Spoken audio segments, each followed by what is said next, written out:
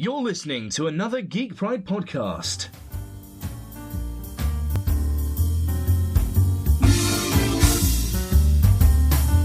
Welcome to Gentlemanly Chats.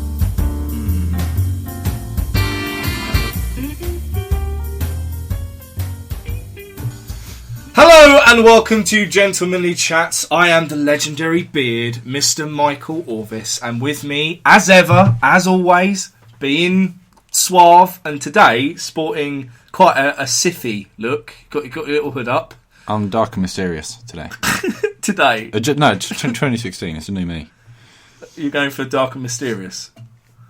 Yeah. I'm trying to make sure I don't go over the rapey edge. What? The rapey edge? The rapey... Is that you writing a book? Yes. The Rapey Edge. By Nick Hench. Yes, it is. By Nick Honche. We need to talk about the fact that your doctor hates you. Because you've not been a very well young man. No. For about, I'm going to say 3 months. We've barely podcasted. No, it's about... I've had this for about a month, and I'm just finishing it. You've had this like cavalcade of illness. The more we talk about it, the more I'm going to cough. Well, why are you going to cough? It's like a mental thing. I feel like I've got that itch in my throat. No, you're psychosomatic. Don't join the dark side. You knob end. Yeah, we got so much to talk about. It's 2016. Whee! Me and Nick haven't podcasted in fucking ages for various reasons. One being his cavalcade of illness, and two that he sort of made me a little bit sad about podcasting. And I only really got back into it when I guested on Noob Grind's Game Changer, and then was like, "Oh, I really enjoy doing this. Why haven't I not like been doing this?" So hello, Farley, if you're still listening, and hello to the 20 or so of you, hopefully, that are still knocking about. Just a quick thing about the Tap podcast. Fucking hell, guys. 196 views. That's incredible. And I'm only 96 of those views. So that's really good. You cut down this time. Huh? You cut down this time. What do you mean I cut down? Oh, like I normally, yeah. You're normally like 75% of all the views. When back when YouTube didn't go, oh, it's all coming from the same place, we'll stop that. I'm not being dark and mysterious. All right, okay. When Callus released Saints, we played a gig at a school, and we went into their IT room and went on all 30 of their computers and put Saints on repeat for the whole gig until they turned it off. So we got like 1,000 views. That's bad. Hey, you got to do what you got to do to try and fucking get some sort of reach. Speaking of reach, just while we're talking about bands I used to be a part of, I was in a band called Men with Beards Who Work Out with Hannah's brother, but he's basically a lowlife now who smokes weed, and that's his personality. Every day, mate. But not in the cool way, not in like the Snoop Doggy Dogg way. Okay. With the motherfucking D-O-double-G. Snoop Dogg! It's not like that. It's just in the waste of space. Yeah, he's just a bit of a tool. Anyway, back when we were friends and he wasn't smoking weed every day, I covered a song with him. It's what we did. We were a cover acoustic duo. I sang, he played guitar.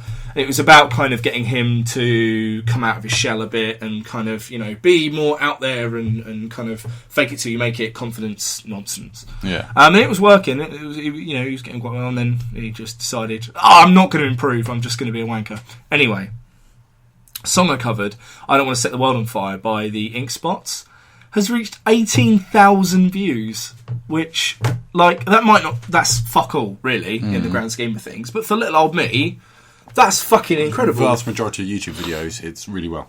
Yeah. And I just really, really happy. The comments are incredible.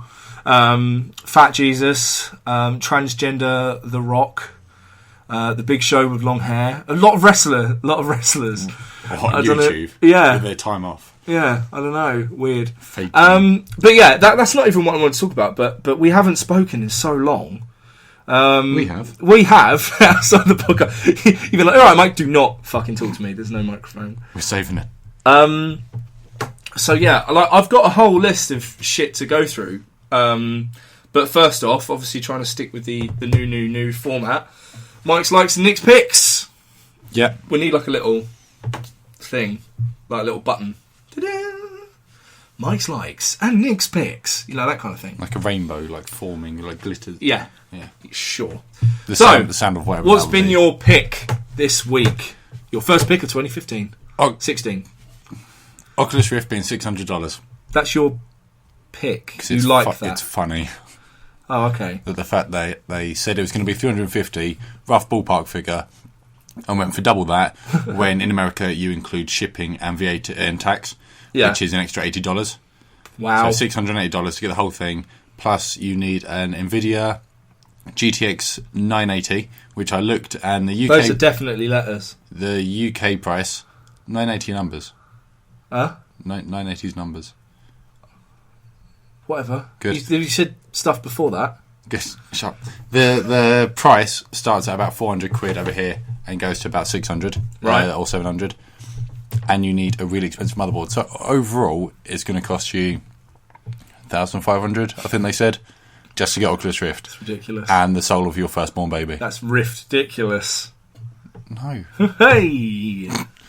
Oh, first joke of 2016, knocking it out of the park. Should we quit now? I love it. Oh, fuck. You've ruined me. Come back next week where we may or may not record another podcast. Mike's likes. What do I like? Can I pick a serious pick? All right. No, but I'll let you do it. Like first. No, it's fine. You go. No, no, you go. I really like the X-Wing miniatures game. I started replaying it again with the Force Awakens figures. And I just forgot how much of an absolute blast it is. It's not for those of the faint-walleted, because you will, you'll get your starter set and go, this is it, this is cool, I've got my starter set, this is awesome. Then you go, I kind of want another X-Wing though. I kind of want an A-Wing though. And you'll end up spending like 200 quid on it, like I have. But for, a miniatures game, it's fairly well priced. There are some hero clicks that are like, they're only, an inch high? Yeah. And they're 12, 13, 14 pounds. Some of the rarer ones are like 40, 50 quid. So, I don't think that, for the prices that I've paid for stuff. The biggest thing I've bought is the Imperial Raider, which was 60 quid, but it's like 12 inches long and it's got like a whole campaign and it just really adds to the story. And I wanted a Star Destroyer, so fuck you. I do what I want. So that's my like for this week. What about your serious pick? It's quite broad. All right. But CES 2016. Okay. You have been raving on about this for a bit. It's incredible. You seem. It's just all the big companies going, this is what we could make. We won't. But this is what we can do with the technology that we've got now. Yeah. Like a TV, double-sided. Yeah. Why? Yeah. Would you put it in the middle of a room and have people sitting like... No, but I tell you what you could do with that. Mm-hmm. That's got good gaming implications. I guess. Yeah. It's quite a pricey bit of kit. Yeah, for now. But it's like the foldable TV. They say foldable, they mean bendable. You can't fold it into some. They A4. started showing that about 5 years ago. Yeah, I know. And yeah, they're still like, this is what we could do. This is what we're working on still. But man, we live like from what I've seen from CES, we live in the fucking future. Like there's exosuits that people were showcasing. There's fucking 3D interactive technology that you can mess about with and manipulate, and there's drones that carry people. Not me, I'm too fat. It's that's something else I want to talk about actually. But yeah, it will only carry up to 230 pounds, and I am unfortunately above 230 pounds. I don't think even my target weight is 230 pounds. It could carry me. It could carry 12 of you, yeah. No, it can. I'm 190.5. 0.5. I weighed myself this morning. It wasn't. CES as a whole is just mental. Yeah. It's like drones flying around everywhere. They showed a 90-inch 4K TV. Okay. I think the price was about 100,000. Right. and they're saying at that point you can't see the pixels. Yeah, it's ridiculous. Car, basically like the spiritual successor to the VW Campervan, right? Where you don't have to, like, you know, with voice activated stuff, you say, "Hey Siri." Yeah. Don't. Good. And it'll listen to you. This, you just get in and say, "Engine on," and it will start doing it because it's always listening. Brilliant. Bit weird. Yeah, but the inside of the car, basically, it's never going to be released. It's a concept car, but there's screens everywhere, and you can connect it to anything smart. Yeah. So you can connect it to like a smart doorbell, which is connected to a smart camera. Yeah. So if you could be 200 miles away, someone does your doorbell, so the camera will turn on, look at that, and that will then show up in your car straight away to show you such and such is at the door. Yeah. And then you can like press on the intercom and be like, "Hey, I'm driving. What's up?" Yeah. And then you can be driving home, and you can be, "Wait a minute, I need to put the oven on," and you will turn the oven on from your car. Yeah. The doors, you can open the doors normally. You can swipe on the door panel, and it will open. Or you can say, "Open the right door," and it will do it. And if you look at like what Tesla's doing at the minute, Tesla's working on this like massive battery that's going to go on the side of your house, that will basically power all these smart gadgets. It's fucking crazy. Like I think 20 years from now is going to look completely different.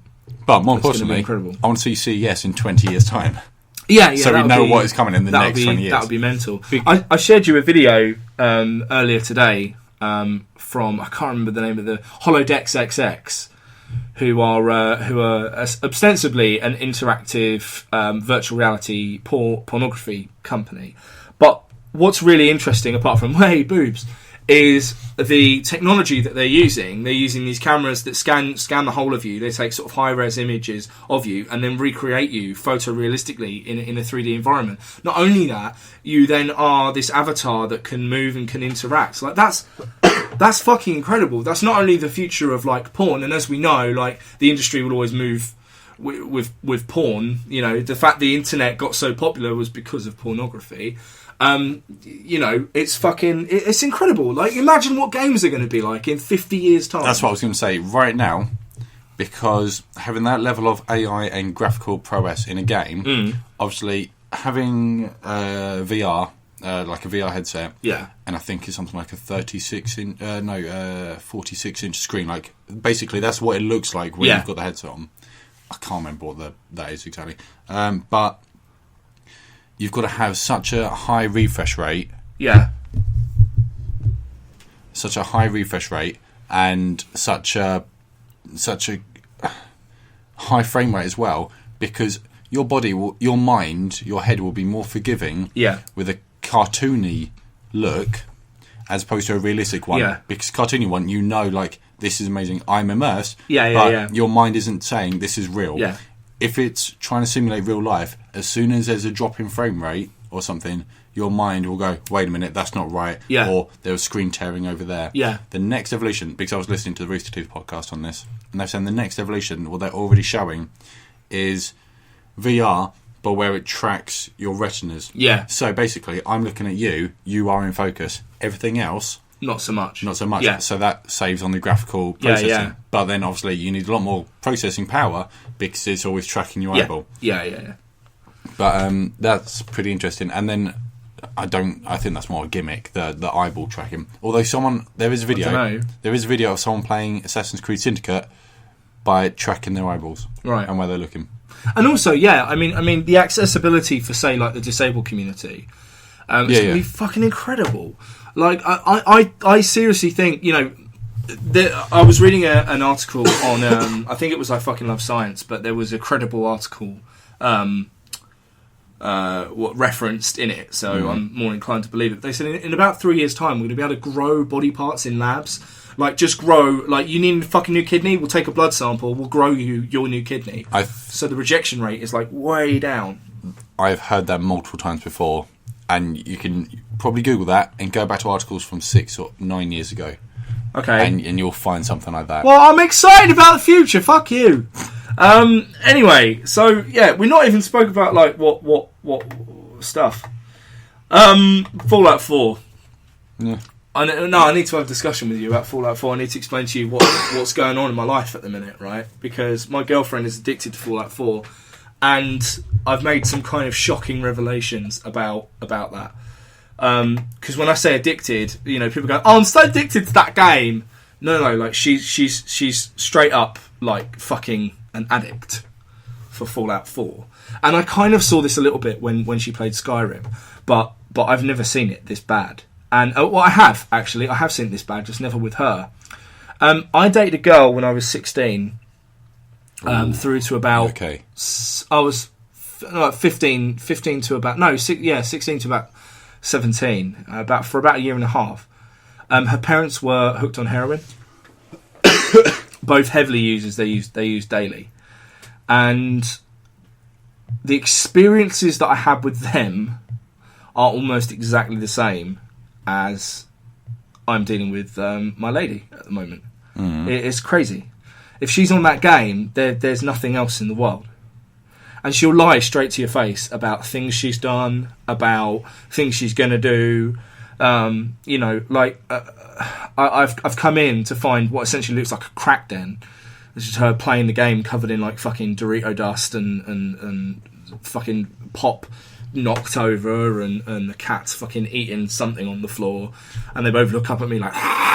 Yeah, I've never got to that form of addiction or anything like that in entertainment because I'm just like, wait a minute, I'm disgusting at the moment. I just sort of... Yeah. Like, I can do that for a couple of days, but this is the 9th day of January. I've never done it. And this has been almost 9 days straight now where she, you know, she's not been coming to bed any time before like 3 o'clock in the morning. And that's even when she's got like work the next day. But yeah, like you'll say, "Oh, have you tidied up the front room today?" She clearly hasn't. Like there's dirt on the dirt on the dirt. And she'll be like, "Yeah." Has she called off sick? Not yet. No. Has it been close? Yeah. Okay. Yeah, a couple of times it's been close. No, she's still barely managing to do work and stuff. And when she's out of the mode, she's just my girlfriend again. Yeah. But yeah, like from what I saw with these two fucking drug addicts, and my mum used to work with drug addicts, and you know she'd be going into crack dens. She'd be like their support worker. She'd be like, "Hey, you know, you said you were going to quit," and they go, "Oh, I am quitting. I'm not even doing it anymore." And they've got a fucking needle sticking out of their arm. Do you know what I mean? These, from what I've studied in what I had to do for my degree about like addiction and things like that. Yeah, it's crazy. And if I'm honest, like it's a little bit unnerving. Like I know it's just a game, and I know that if I turned it off, she'd be alright eventually. But like, yeah, it's bringing out. I don't like her. It's bringing out a real like nasty side of her. Like you know, you fuck with my fix, and if I dare to like sit and watch for a bit, like I'll laugh because she's fucking comical at games. Yeah, like, she's fucking hilarious. And she was kind of, when you came over last and she was playing, she was kind of like less the way she was behind closed doors. But yeah, she's fucking comically bad at games. It's funny. Like she'll play them and she enjoys them and you know she gets the job done. But it's like the most cack-handed person I've ever seen play video games in my life. Like don't ever get to drive anything in a video game. It's fucking carnage. Yeah, I want her to stream, really, because I think it'd be fucking hilarious. But yeah, if we're alone, if we're one-on-one, and like she's doing something ridiculous, I'm like, fucking hell, what are you doing? She'll just turn. She'll just turn and be like, why don't you fuck off? And I'm like, whoa, alright, I'm going in the other room now. And then cut to maybe 4 hours later, she'll come in and be like, hey, I was just finishing up the mission, I just wanted to check you were alright. I'm like, it's 4 hours ago. Yeah. When I walked out this room. Oh, has it? Yes. And it's like, yeah, it's crazy. And you know, there's been time like, oh, can you put some washing on? Because there's like this weird little like hierarchy in my house where she's decided that I can't do the washing very, very well. This makes for great podcasting. Mike talking about his washing, but you know, she's decided I can't do the washing. But then she won't do it. So then I'm like, I have nothing to wear. I need to do the washing. And yeah, then she'll be like, I'll do it. And then it doesn't get done. And then I come in and go, hey, you said you were going to do the thing. And genuinely, I'm like, hey, you said you were going to do this. What's going on? And then eventually I'll lose my temper and be like, fucking, what's your problem? But yeah, it's just scary and kind of... Obviously, you know, this isn't really harming her, I don't think. But I mean, it's got, you know, it's got a relative hold on me as well. Like when she's at work, I'm playing it and stuff, and I probably should be writing. Even One Direction didn't stop you. Yeah, I don't know why you did that to me. He played One Direction to me earlier. So yeah, that's really what I wanted to talk about it. I mean, have you ever been near addiction? Have you ever seen that level of addiction in anyone? Just trying to think. Well, no. I get addicted to shiny things. When I get into them, piss yourself. It's like piss off and fuck yourself. Just piss yourself in the corner. Oh, I've done it. I miss my voice coming. I miss my voice. Yeah, he proper lost his voice. He sounded like Darth Sidious. It was incredible. And I've got it all back, apart from the high end register. Yeah, that's always the bit that takes the longest to come back. Yeah. And one day I'm just gonna try and do it, and it'll be there, and it'll be like amazing. I used to get addicted to MMOs. Right. Like if I spent a long time with them, I would then get addicted, and I would go to work, and I'd be like, right, I need to do this when I get home. And I did that with Destiny for about 2 days when I got it on PS4 and started playing with you and Richie. I've done it with MMOs. I've been out of Final Fantasy 14 for a while now, and I know I need to get back. Listen to your terminology. I know I need to get back. Just because I haven't finished the expansion yet, and that's annoying me. Right. And last time, I waited so long, I didn't play it for about 6 months. Right. And since then, they had sort of 5 patches worth of massive amounts of content. So I did just have loads to do, but I was massively behind anyone. So in an MMO, I was playing by myself, and was having to get people from my guild to come back who are massively overpowered, and just sort of babysit gank you the way through. Yeah. And I feel like because the few people that are still in the FC guild, that's what the are like really friendly people, and they're more than happy to come back and help you. Yeah, I'm like, in my head, I'm like, you could be doing something else. I'm boring you. We're doing this for 4 hours. Yeah, and you've done this hundreds of times already. Yeah. But so I just want to get back before it gets to that point where I'm just like, because the further I get behind, the more I'll be like, nah, well, I've got far too much. It's like, I'd love to get into WoW. I jump into WoW, I'm like, I've got 11 years worth of content. I can't do this. And knowing that I've missed out on so much that was there and is no longer there. Because of Cataclysm, right? Like, I played it a lot pre-Cataclysm. But knowing that there's stuff that I'll never see and never experience, and that 11 years worth of content to do, it should be fairly easy. I'll miss a lot of it, and I just can't be bothered. Yeah. And it straight away just takes me out, because I'm like, well, I don't know this, I don't know how this used to work and how it affects me now. And like, I love my MMOs, but I just can't do it. Fair. I've never been properly addicted though, but I've been like, when I've been at work, I'm like, I get to work, I drive to work thinking about it, just for like, I need to do this when I get back. Yeah. And then while I'm at work, if I've got nothing to do, obviously this was in my previous job because I had nothing to do at all, I would look at like builds for characters. Yeah. Which is kind of like what we did for Diablo for a bit as well. Yeah. And obviously Diablo doesn't have the same, or probably doesn't have the same hold, like long-lasting hold that MMOs can have. Yeah.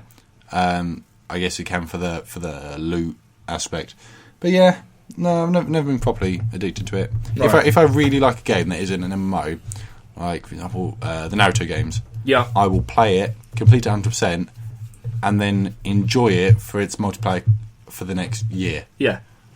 And as long as I get that out, I can normally 100% complete a Naruto game in 2 to 3 days. Right. I don't know if that's good or bad, but but yeah. So I know your brother got addicted to. Didn't he get addicted to like one of the Tony Hawk games or something? My brother gave himself motion sickness. Ah, fuck, man. Yeah, that's years ago. My brother is not that person anymore. Before he became a Sith. He basically has. Yeah. Yeah. My brother became like fucking obsessed with. It wasn't a Tony Hawk's game. It was a skating game. Definitely a skating game. Maybe it was Tony Hawk's then. 3, 4. It would have been 4. Maybe, yeah. Well, we did both want to be, super pro skaters. I was 15, and you think you can do anything at 15, and then you realise, fuck. You can do it. Oh well, thanks. I'm gonna section that bit off and play it to myself because I'm as you know, and as you people there don't know, as I would have mentioned in the New Year Roundup podcast that we never got around to doing. I'm writing a book at the minute, and it's a fucking nightmare. I've been asking Richie, who's a regular guest this podcast, for advice and stuff, and he's basically said, you've got to write at least 200 words a day, and they could be terrible, but you have to write them. So I've got a big day ahead of me tomorrow. I was supposed to do some when I came back from Muay Thai today, but Fallout 4 happened, and snacks, and I kind of went into a bit of a coma until you turned up, really, and then we need to. Interesting watching you play Fallout 4 because you say about like how Hannah is with it, and you'll give yourself something to do, and then you'll delay it and delay and delay. You're aware that you're delaying it, whereas Hannah may not realise. But you're going like, right, that's weird. Right, you're like, right, I'm just going to do this, and then we'll do this. Oh, this happened. Right, let me just do this. Oh, I never found this place over here. I can't believe that. Let me just do this. I think that's more a product of my ADHD. I don't think I'm doing it. I don't think I'm stalling on purpose.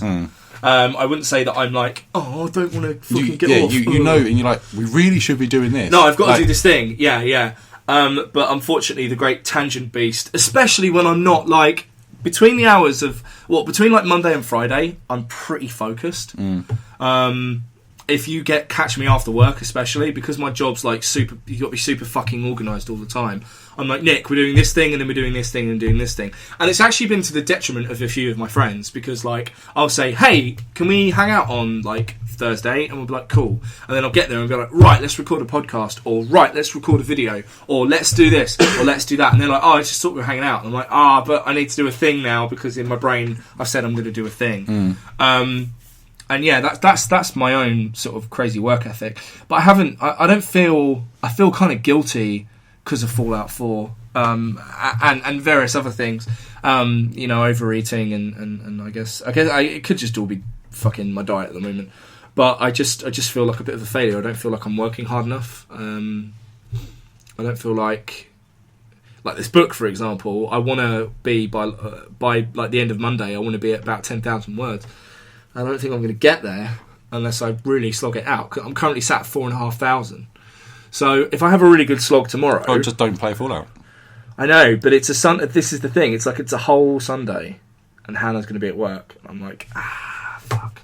But I think I have the willpower to do it. If you need to do it, then just do it. And that's the thing. I've said in this podcast before, guys, like treat your hobbies like a job, because if you don't, then you'll never fucking get it done. There's a website that I occasionally write for, and I'm not going to mention any names because I don't want to talk sort of disparagingly. And all the websites I write for, I've chosen to write for a reason, or provide content for, because they resonate with me spiritually. But this one particular website that I contribute for, everyone's fucking lazy. Like they spend more time thinking of excuses as to why they can't write instead of just fucking writing. And it's incredibly annoying, and it kind of fell flat on its arse. And I said to the boss of this website, I said, dude, you need to treat these people like they're your employees, because they are volunteers. And this is the thing, when people think they can volunteer for something online, if it's online and you can't actually see the person, there's no ramifications in your brain, that's fucking horseshit. Treat it like any voluntary work. If you went into Oxfam and were like, I'm going to work at Oxfam, and then you didn't turn up one day, someone's going to fucking ring you and go, hey dude, why didn't you turn up today? What are you looking at? You're freaking me out. Why have you just got random sealed Funko Pops in the corner on top of boxes of things? Because they came to me in Loot Monster. And you don't want them? I'm sitting on them because they're probably going to be worth something at some point. I don't think Funko Pop has apart from the mega limited edition one. Yeah, but like there's that Goku one. It like glows in the dark. Does it? Yeah. Mine doesn't. I swear mine does. I think mine does, yeah. I know we got the same one, and mine definitely doesn't. Alright, well, fuck you. I've got a bit of sad news, actually, regarding Loot Monster. They are no longer our sponsor, as of, like, this podcast. Through no fault, fault of their own. We've parted ways. It's very amicable.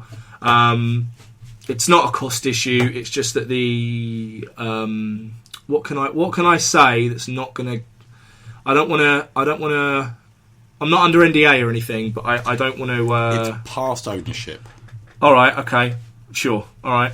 Nick said that. Yeah, it doesn't matter. It's passed on ownership, and the new owner has absolutely no fucking idea who we are. And it much like when these sort of things happen, it's kind of you go out with the old, don't you? I did discover. I'm not gonna. I'm not talking about them big service sponsor. Yeah. Because no, another loot box. Yeah. Which they're definitely not a sponsor because I can't remember the name. Right. Which is fine. They do Magic the Gathering. Yeah.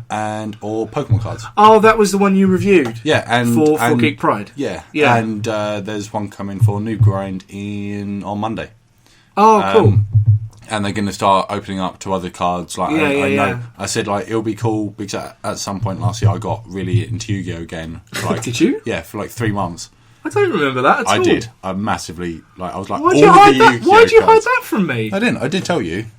I don't remember. I recall you laughing at me. I don't remember that at all. Oh, well, it happened. I laugh at you for many reasons. Yeah, no. And what it's 25 quid? Yeah.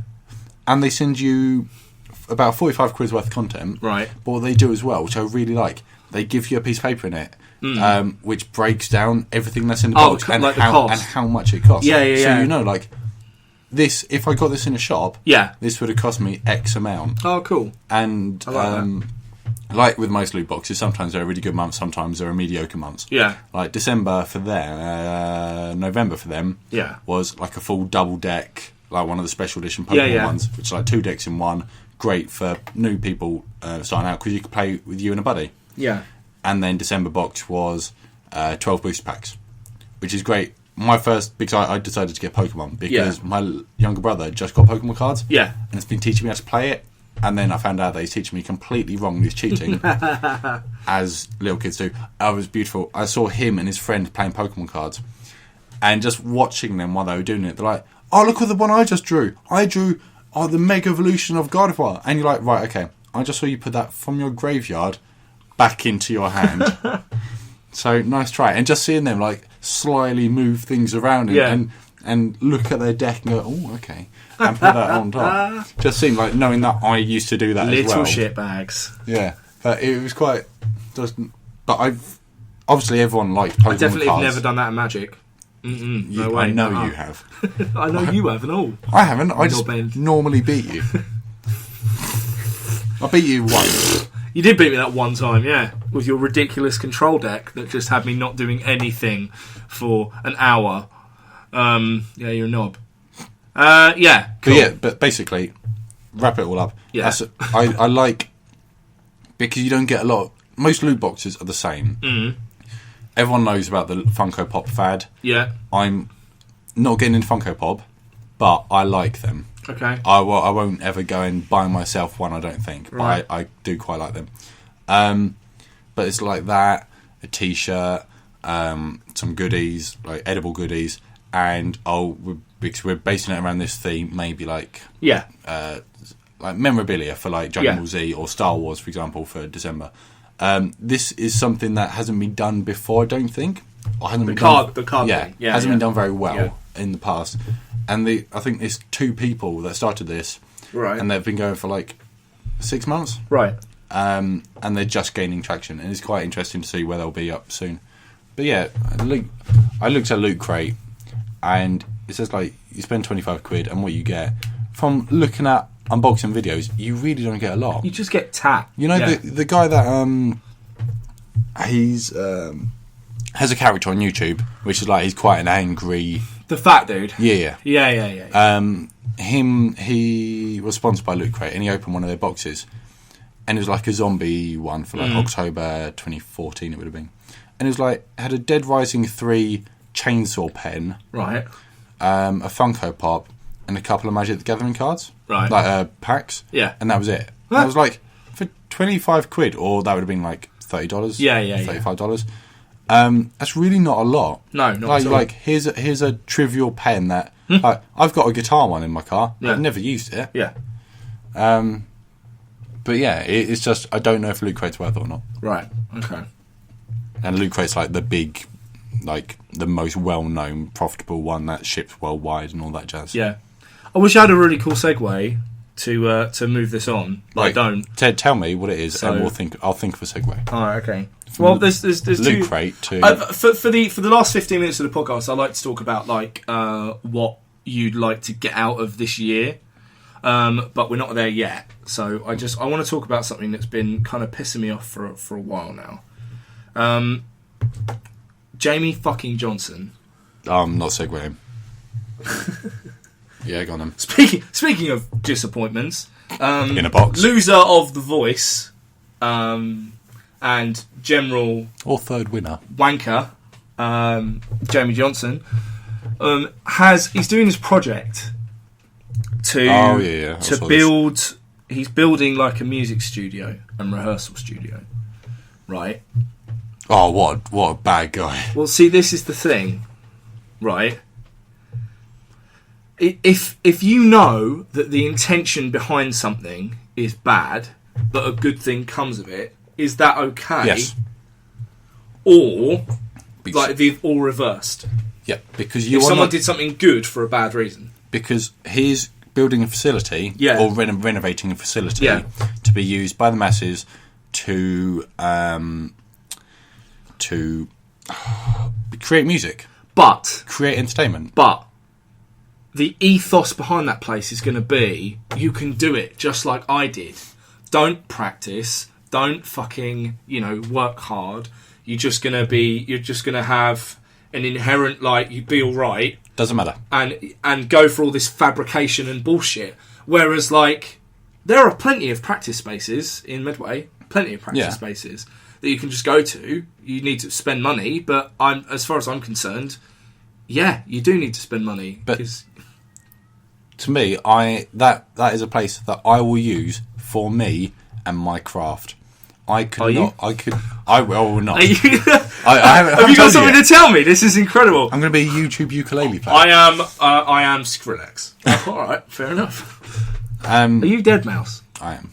Is that what the hoop was all about? And it didn't say. Yeah, but it's messing up my hair. Wow. He's had a haircut, and ever since, it kind of looks like, the animated Ghostbusters. I'm going to wait for you to say yeah. He looks like the blonde guy from that with the big quiff. I'm okay with that because people at work say I look like Macaulay Culkin. Pre-drugs. No, I was going to say he's like grown his hair out. Like pre-drugs. Hopefully after Home Alone. So somewhere in the void. You are sort of stealing Justin Bieber's haircut. It's worrying. No, because he went on holiday and he got dreadlocks. Cornrows. I don't care. So stop following him. I didn't. They said about it on radio. Stop listening to the radio. This was while I was waiting for one podcast to finish downloading. It doesn't matter. It does. It does. That is not a place. I'm not going there to fill his ego. Yeah. And regardless of his intention, like, it doesn't matter. But he's going to hold, like, seminars and shit, and he's going to come down there and be like, yeah, you can do it. You can do it. It's going to be good. Well, that's my parody of his voice because that's the way he sings. When actually he's like, "Hi, I'm James Johnson," and he's like, "I do it," and that's how he sings. It's incredibly annoying. Knob end. It's just another facility. Yeah. Because the music, like local. I don't think I can go there. Local. Why? I just can't. I can't support him in any way. I can't do it. I can't do it. And I broke one of my own little musical rules the other day. Don't listen to One Direction? I started listening to As I Lay Dying again. And it just made me really angry about it because I was listening to The Powerless Rise. I went on a real metalcore binge this week and got really sad that all the bands that I used to like have changed, basically.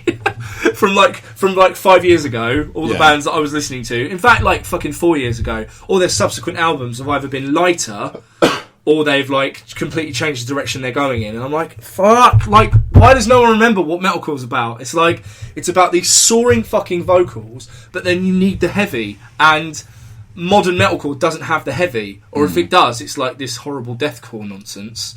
And there's good deathcore, but like this horrible deathcore nonsense. Or they've just gone light. Like Devil Wears Prada, for example, like the Planet EP that came out last year. I'm not a fan. Whereas the Zombie EP blew my fucking mind. And the album that came before that, the Plague. I think something Plague. I could be wrong. Whatever. And it's the same with. I know Trivium aren't metalcore. Alright, All That Remains, for example, their 2006 album, The Fall of Ideals, was a fucking barnstormer. It's such a good album. 2008 Chiron was alright. 2010 was like a really weird sort of mixed bag. But then like every album since then, it's just been dog shit. Just been the same fucking tired formula. And I'm not saying that you don't need to progress as a band. Like, I get that you need to move musically, but take Fightstar, for example. They're doing like this weird waxing and waning thing, and although I don't like a lot of what's on the English Way, I really fucking love the Devil You Know, Devil Behind Your Back. What the fuck's their album called? The new album? You know, you've got it. You're Knob End. The latest one? Yeah. That one? Yeah, with the tree. Did you see? The Devil You Know. Or is that a band that I'm thinking of? I don't know. It's not Devil You Know. I'm going to find out. And Killswitch are killing it as well. Like that's a good thing. So yeah. Okay, well, but I can't do it. I can't support. This is what he's about. Behind the Devil's Back. Behind the Devil's Back. Okay. This is something that I've never agreed on you with, and it winds me up. What winds you up? You, in general, specifically, like, you're like, death to Disney because the founder was a Holocaust denier. No, death to Disney because it's generally just awful. It's just terrible. But you always say about Walt being Holocaust denier. Yeah, I just bring up these facts to like go, hey, you dickhead, like fucking you know this.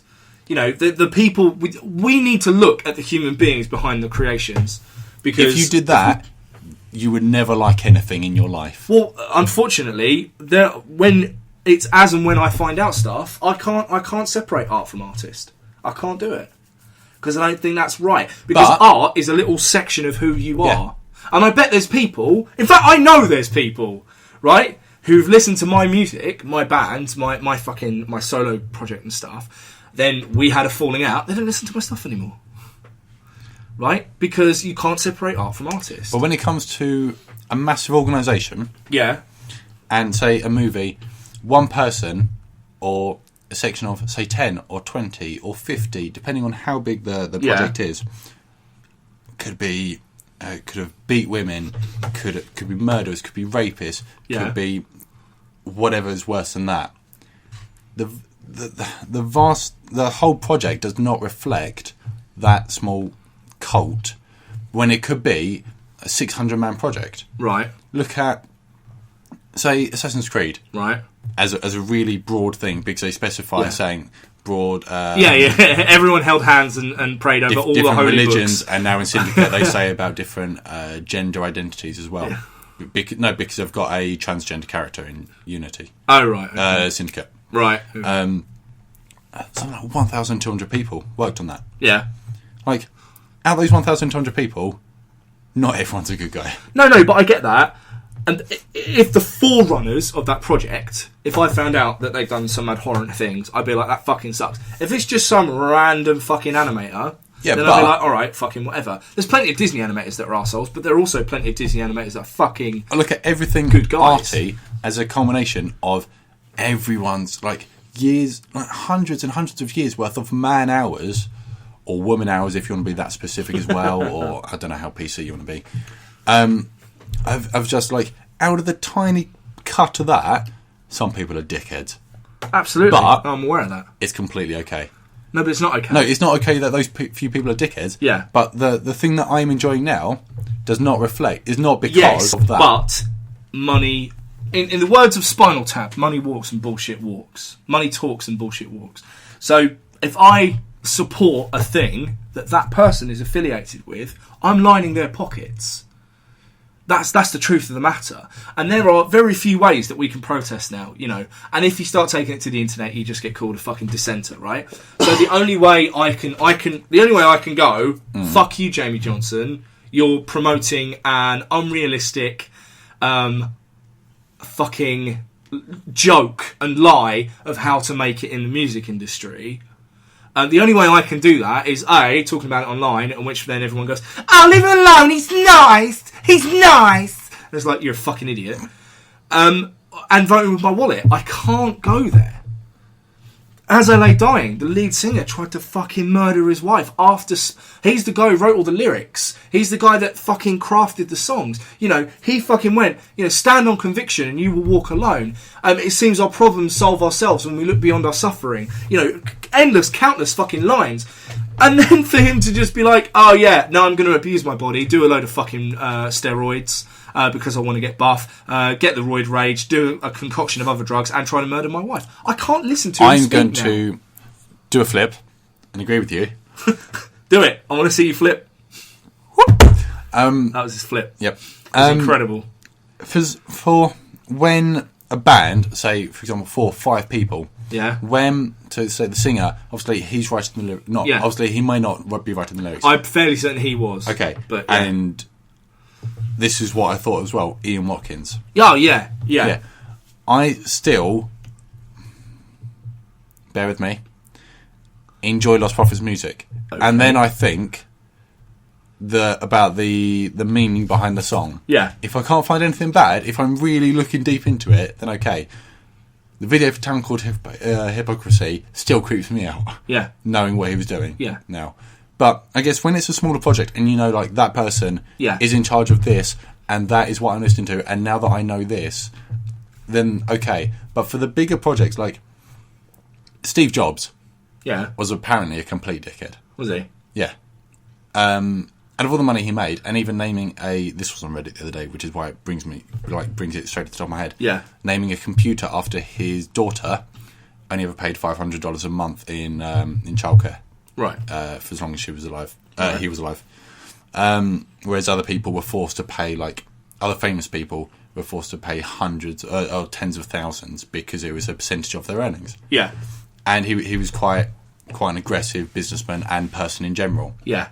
And maybe not aggressive, but he didn't have that filter to say, like, no, like, look, try again. He would, with the first iPod, they said it was as small as they could get it. He took their first working prototype and put it in a fish tank. Right. And when he saw bubbles coming out of it, he said, there's air in there. Yeah. Get back to it. Right. There is space you can cut down on. He was ruthless, and he lived his life like that as well. Yeah. But... then he got bowel cancer. As that goes... It wasn't bowel cancer. Did he get ball cancer? No, it wasn't ball cancer. It was... I just like the phrase ball cancer. I heard that on Riz Teeth podcast as well the other day. Really? Yeah, they were talking about getting eye lasered, and then, like, would you still do it? Like, if, you know, like, in 20 years, you could have laser eyes. Literally have laser eyes. Yeah, but then find out, as a result of that, you could also have ball cancer, and no one knew about it when they were doing it, like, 20 years previous. Anyway, and, like, knowing then that, basically, he's the top of the company, so the company is founded on his ideology and crap like that. Yeah. But as it filters down, his ideology don't matter to Johnny Ive. They don't directly influence. He was he designed the vast majority. He's the guy that the very posh British guy, Sir Johnny Ive, obviously, and who's basically in charge of, or was in charge of, designing the products. Right. And whenever they announce something, it's his video and his voice, and he's like, "This iPhone is..." Yeah. And he's an incredible guy. Yeah. And he no way reflects Steve Jobs. See, in that case, yeah, you're absolutely right. You could, like, if you were my boss, you could, like, I'm not saying you are, obviously, in a different universe, you could be a completely nice person. But you could be a murderer, for example. I might be. But you could... No. At the end of this fucking podcast. But you could be, like, an amazing businessman. I would respect you and base my ideologies and my further wishes for your company on your business ideology. Yeah, but not on who you are as a person. Which is how, I get that. Which is how I view like Disney, for example. Right. And loads of other massive gaming companies. Right. Let's. I think you've kind of lumped. I think you've misinterpreted my ideology. It's not like there's one shitter and that's it. That's kind of like that with music. If I find out anyone in a band's a knob end, I struggle to listen to their music. But something like Disney, the problem I have with Disney is that like a lot of what they do is shady and bollocks. Like, I'm not talking about just Walt Disney. I mention that because I go from the start. From the fucking start, they had a man who was incredibly fucking shifty. He was anti-sex. He denied the fucking Holocaust. He's a fucking nightmare. For example, on one of his birthdays, one of the animators did like a little like a little film of Mickey and Minnie having sex, and it's like this all like, and it was just a kind of guys around the water cooler drinking whiskey, smoking cigars, that kind of after party kind of thing, and Walt burst into laughter and he went, who did this? And this guy stepped forward and he's like, you're fired, I never want to see you again.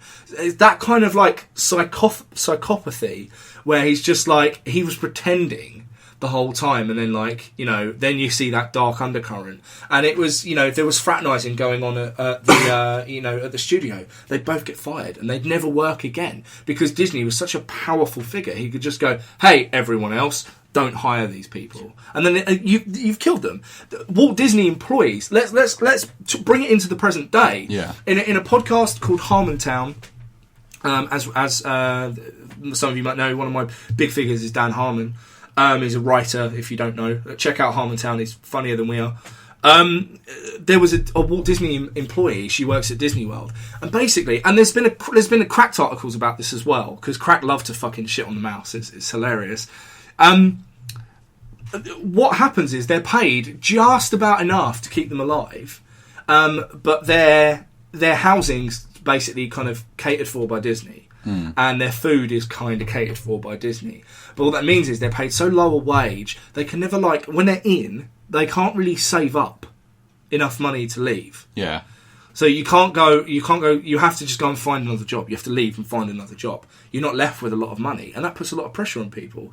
You can't ever, if you're in the suits, you can be out there for like 10 hours a day in the blistering heat. They don't give you a fucking break, and you can't take the head off. You're fired, you're gone if you take the head off. It's just all, it's representative of, and a lot of it's mediocre, if I'm being honest. Like a lot of their movies, and I'm talking new movies, because I quite like some of the older stuff, like from like Aladdin and I guess Little Mermaid and things like that. I don't get this almost fetishization of like Disney princesses and Disney in general. Like everyone's like, I fucking love Disney. I'm like, you don't. You love your childhood. And you're using that as a pin to go, my childhood. It's why people still watch fucking Disney movies, because they watched it when they were younger and they're trying to just reclaim that. But let's be honest, from a film point of view, Tangled was better than Frozen. Frozen's not not a good fucking film. Cars is not a good fucking film. The sequels to Toy Story aren't particularly very good. What Disney does, and of course it does it well, is it creates quite a cool thing, or steals quite a cool thing. I'll tell you about Finding Nemo. Oh yeah, I know, yeah. We've probably spoken about it before. Using aggressive and underhanded business tactics, they will steal and get whatever intellectual property they want, and then they will just market the shit out of it. For example, people are still complaining that there's no Gamora statues or figures or toys from Guardians of the Galaxy. People are still saying, where the fuck is Black Widow? People are still saying, until recently, although they've just added Rey, and that was Hasbro really more than it was Disney. Where's all the fucking Rey toys from Star Wars Force Awakens? Do you know why? Do you know why there aren't any female characters from the movies, even if they're real? Because as far as Disney's concerned, their marketing plan is girls like Disney princesses. They've got that. That's what they've got. Boys like Star Wars and Marvel. So boys have that. So fuck the girls if they want this, and fuck the boys if they want to try something over there. You know, it's horse shit, man. They are also immediately included in Disney Infinity, which is something Disney is deeply involved in. It's not like they've... What's included, sorry? All the female characters. Yeah. Any strong female character, straight away in it. There are more female characters than male characters within Disney Infinity. Yeah.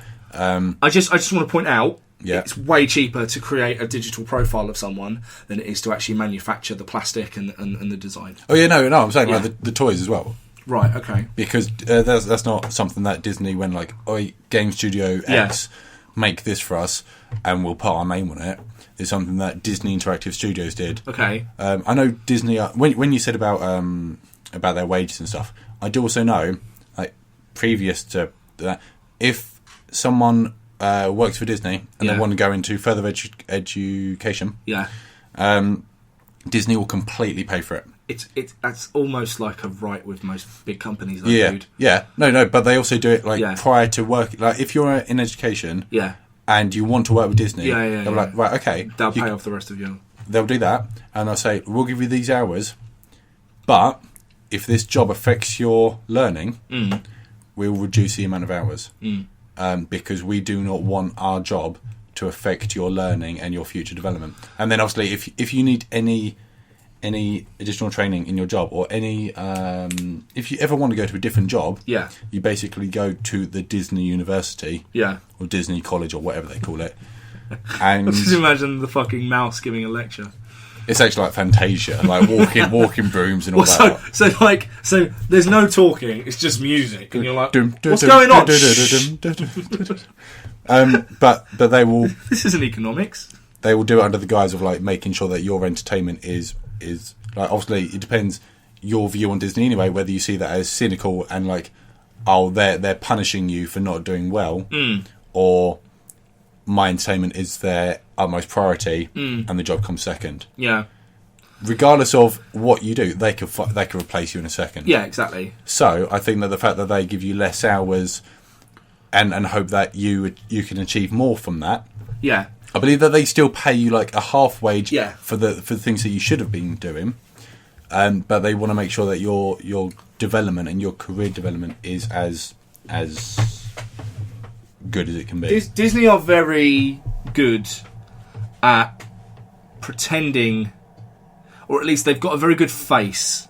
They're very good at saving face, and it's things like that. And call me cynical, and I guess I am. But there seems to be more about money than it does to be about looking after the individual. It seems that like if we fucking pay for their tuition, then they're more likely to stay within the company and they'll produce more work for us. You know? Yeah, but it's stuff like Disney in Florida. I'm gonna get the number wrong. Yeah, I think it was something like 13% or 23% or something. Right. Of Florida's whole income comes from Disney. And that happens with the other states as well. Yeah. For California, do they have one in California? Whatever. Yeah. And I'm sure Paris is massively helped, like especially the tourist aspect of come here, do this. Maybe go to Parc Asterix as well when you're going out. Right. When we're chucking you out. But yeah, it's I can see everything with that cynical side. Yeah. But I really don't believe they're as bad as loads of people make them out to be. Okay. They have, like, with their lawyers and Finding Nemo and stuff like that. Yeah. I can see you smirking, like you've got to fire back at me. But like their lawyers are second to none. I'm just going to check you for tattoos afterwards and see whether you've got an employee registration number on the back of your neck. Or... like Hitman. Yeah. Or in the dead of night, I'm going to be like. I'm going to come in with my stitches. I'm just going to be like. I'm going to wake up suddenly. I'm just going to hear you. I heard you talking shit. And then I'm just going to get stabbed, like fucking shanked while he covers my mouth. Like, it's okay. And he's just going to fucking... Mickey would do the job himself. He'd get oh, no, he would. He likes it. He gets off on it. He would have like a stonking erection as well. Little mouse dick. Just hard as nails. Yeah. That's exactly what's going to happen tonight. I'm sleeping with a fucking gun under my pillow. And then I'm going to Oscar Pistorius, my girlfriend, who comes in at like 4 o'clock in the morning going, fall out! After you've been stabbed by Mickey? Or no, that's before. You still make sure to keep enough life to Oscar Pistorius for us. Yeah, maybe I shouldn't sleep with a gun under the pillow. No. Especially it's like, you know, the girlfriend's got dreads now. It's like being fucking attacked by a tentacle beast every time she fucking lays down. Or if she like quickly turns her head. She'll fucking knock me out. Yeah. I lost a piercing that way. Yeah, like they're super like almost like Velcro. So we were fucking like the other day, and my nose ring doesn't have the ball in it because I have to take it out for work. And I fucking like she tore it out, and I had to like I was still getting the job done from the waist down, but like from up here I was like trying to hold her hand and like trying to pick the fucking thing out of her dreads and being like, okay, it's going in now, it's going in. She's like, you're right. I'm like, yep, everything's cool. This is fine. Yeah, sex is fun. Mickey Mouse is a prick. End of story. Is that the motto of 2016? Well, I mean, we're at an hour. I wanted to talk about Rumbler very quickly. I need to be really up in 10 minutes. Yeah. I need to go in 10 minutes. All right, we'll be really quick. Rumbler turned out to be a fake. That sucks. Rumbler was the fighting app, kind of like Tinder, but for fighting. So you literally like you all signed up, and then a guy went like, "I want to fucking fight you," and it turned out to be a big publicity stunt for like, "Oh, if you've got these feelings, you should maybe go and see a therapist." And that made me sad. Grindr came out before Tinder. I know it did. I know. I'm just saying. All right, you an advocate? Yes, I have that tattoo as well. I don't think the mouse would be very happy about. It just looks like a G on my penis, and the more oh god, it's like the full logo. What, the more erect you get, the more a good grinder. Yeah. Excellent. What do you want out of this year in, like, 10 words or less? Or 140 characters? Give me a tweet about what you want out of the year. I've literally got a list, so I'll just read it out. Go on then. Alright. Well, fucking, vamp. Oh. Mine's gonna... Okay, yeah, you go. No, you talk. Alright, fine. Cool. Keep day job. Make Hannah happy. Release an album with those guys from that gig or Bellerophon. That's my my two-piece noisecore band or my prog group. Lose my spare tyre. Means lose weight. Basically be Batman. Learn how to fight. Write Paperboy, which is the book I'm writing at the minute. Get Dr. Beard to issue 12. That's a comic I'm writing. Publish Rose One Shot. That's another comic I'm writing. And be in Torso Bear Volume 3. Those are my goals. I'd like to make some more videos with you as well. Do some sketches for Geek Pride and New Grind. And make more video content. We have to remember, at the end of this year... The 21st of September. Love was changing our minds forever. What? Love was only a cloud away. You have to remember, at the end of the year...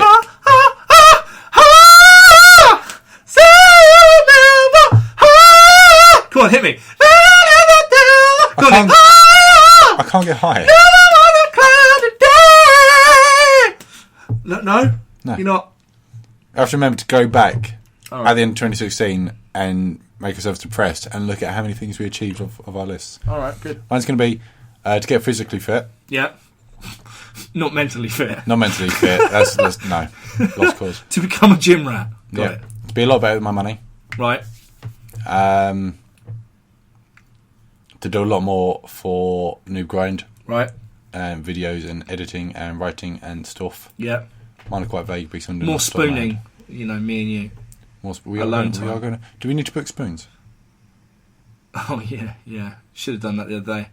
Yeah. I've vaguely half told Hannah to do it and, fall out. Where is she? I don't know. She finished work an hour and 37 minutes She's ago. probably just come straight in and started playing fucking Fallout. Alright. Yeah. And I want to join the band. Cool. Let's do it. Yeah. Cool. Fine. Done. What do you want to play? We had this conversation. We keep having this conversation every few weeks. And then you put me in charge with finding other people, and I don't have any other friends. Right, we're getting Richie and Dave. No, we can't, because they're kind of flaky. And you can't have Dave, because he plays bass, and I'm assuming you want to play bass. We could be the first band to ever have two bassists. We're not going to be the first band to ever have two bassists. There's loads of bands with two bassists. First band in 2016. First new band. Probably not. Cool. Right, well, Nigel's dead. Don't follow your dreams. Fuck it. Who's Nigel? Nigel the Dream Horse. We've been through this. He was a meme of 2015 in this podcast. He's dead. He's gone. Move on. Nothing is fucking infinite. We all die eventually. Did he try and shank you during the night as well? He might have done, yeah. It was he delivering the message from Mickey. And then he gave me the black spot. But it wasn't the black spot. It had like 2 little fucking Mickey Mouse ears. Just stamp it on your forehead. Mickey Mouse is a cunt. I will see you in the next week. Thanks for joining Mike and Nick for another gentlemanly chat. Yeah. No? I'm not joining in with your singing. Why not? Because my voice will go... Hey. Oh, it's a shame, because I learned that bit from Les Mis. No, not that one. Did you? No, I didn't. Oh. You got so excited. We'll eventually. I will just. You'll know because it'll be on this podcast, and I'll randomly just start doing whoever the first guy is. Javert, Jean-Michel Jarre, Jean-Pierre. You would be Jean-Michel because Valjean. Jean Bécassé. We see each other playing. I don't know it. Monsieur right. Lemaire. Anyway. Goodbye, fair listeners. I hope that you will achieve your dreams. Keep it geek, and see you next week. It might actually be next week, which would be nice. Lovely stuff. Bye!